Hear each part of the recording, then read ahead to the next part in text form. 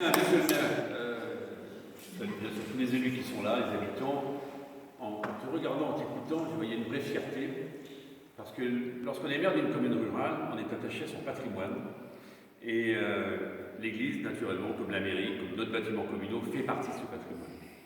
Et en plus que, d'abord, c'était fait dans d'excellentes conditions, je veux dire que tout ça, ça va laisser une empreinte pour les combien d'années derrière, des dizaines d'années. Et sauver le patrimoine, l'entretenir, parce que n'oublions pas que nous sommes dépositaires du patrimoine et nous devons le transmettre. Nous sommes des passeurs d'images. Et pour un conseil municipal, c'est pour ça que je félicite également les élus municipaux de Blainville, eh bien c'est aussi une dépense, et une dépense importante avec un budget limité. Donc une fois de plus, là, de façon exceptionnelle, tu as fait mobiliser toutes celles et tous ceux qui pouvaient y participer. C'était une des dernières réserves parlementaires. Lorsque tu m'avais fait la demande, naturellement, j'ai répondu oui dans la seconde. C'était ce qui nous permettait, en tant que député, en tant que sénateur, de soutenir les projets communaux, d'intercommunaux, mais également des projets associatifs. Et vous voyez, c'est dommage parce que maintenant, on n'a plus ce levier-là. Il y a un petit fonds de soutien aux associations qui a été monté, mais qui est extrêmement limité, un nom un peu barbare, le FDVA, Fonds de développement de la vie associative, mais qui n'a rien à voir avec cette capacité d'intervention. Parce que derrière ces travaux, il y a des entreprises, donc il y a des emplois, c'est aussi la vie de notre ruralité. Voilà, donc merci de m'avoir invité. La semaine dernière, il y avait une inauguration à Neuville, ça veut dire qu'il y a aussi eh bien, une vraie vitalité de cette ruralité, ce n'est pas un mot démodé, bien au contraire. La ruralité, c'est, me semble-t-il, le nouveau cadre de vie que beaucoup aimeraient avoir au quotidien.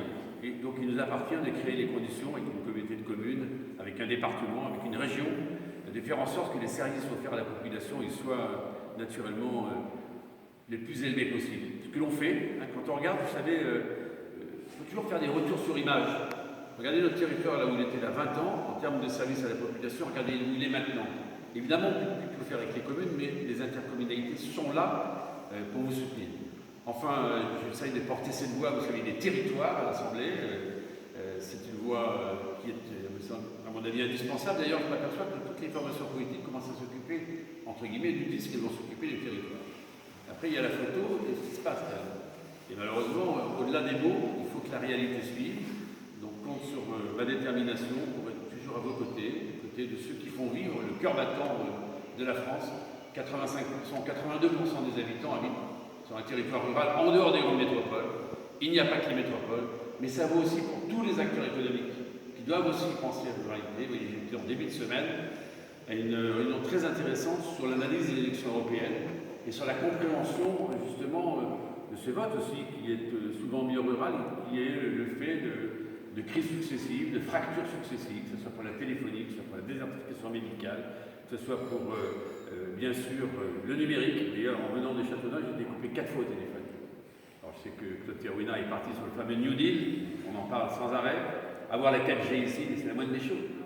Alors qu'on nous parle de 5G à Bordeaux, à Paris ou ailleurs.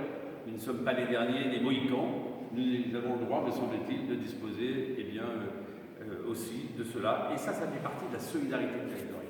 On parle toujours de ce mot solidarité. La solidarité, c'est justement d'aider ces territoires qui doivent pouvoir bénéficier, quand je parle d'Internet, je parle de téléphonie ou de désertification médicale, et d'apporter des vraies règles. Voilà, bravo à toute l'équipe municipale, bien sûr, à transmettre, et je pense que les habitants de Blainville peuvent être fiers d'avoir une belle église dans laquelle on vient pour les moments tristes, pour les moments heureux. On vient aussi écouter par moments des concerts, des moments musicaux, bref. Les églises appartiennent aux communes. N'oublions pas que c'est l'évêché qui en est l'affectataire, mais celui qui en est le propriétaire, c'est naturellement la commune. Donc merci, très belle journée à tous, et Blainville a montré l'exemple.